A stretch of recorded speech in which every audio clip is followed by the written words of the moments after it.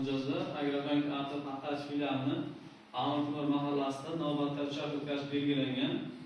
Uchrashuvimizda asosiy maqsad tadbirkorlik faoliyatini boshlamoqchi bo'lgan fuqarolarimizga tadbirkorlikda o'rgatish, kitlar ajratish, tadbirkorlik faoliyatini shug'ullanib kelayotgan fuqarolarimizni tadbirkorlik kengaytirish uchun kitlar ajratish.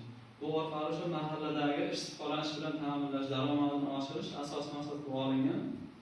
Demak, bizda o'zini-o'zi band qilgancha ishlamaydigan fuqarolarimiz uchun demak, biznesga Kuban kreditimiz bor, 17 million so'm 4 yilga beriladi.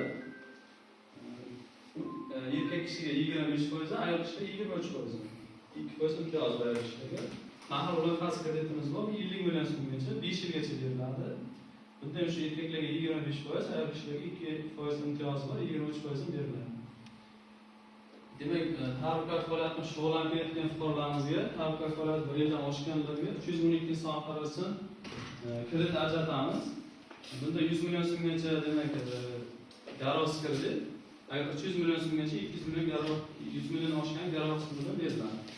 Bunda demak erkak kishilarga 20% dan beriladi, ayol kishilarga 18% dan beriladi. 5 yilga 2 yil imtiyoz davri bo'ladi. Shu shartnoma qaytama qilsa o'sha ko'chirib berib daromadini oshirishimiz mumkin. Bunda qanaqa tadbirkorlik faoliyatida shug'ullanmoqchi bo'lsa bemalol murojaat qilishingiz mumkin. Yozib qonuniy tartibda o'qishamiz. Assalomu alaykum. Men Amir fuqarosi Rahmonova Zulfa bo'laman.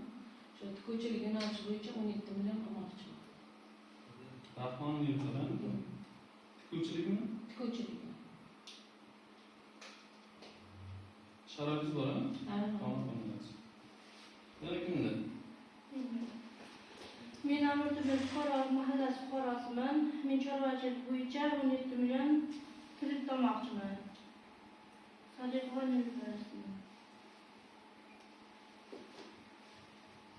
Sharoitingiz bormi? Mol olishga.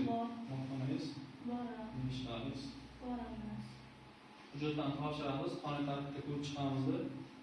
Demak, tadbirkorlik boshlashga 17 milliondan kamroq olsa ham bo'ladimi? Bular 17 milliongacha. Endi bizga ko'mak kredit 17 milliongacha.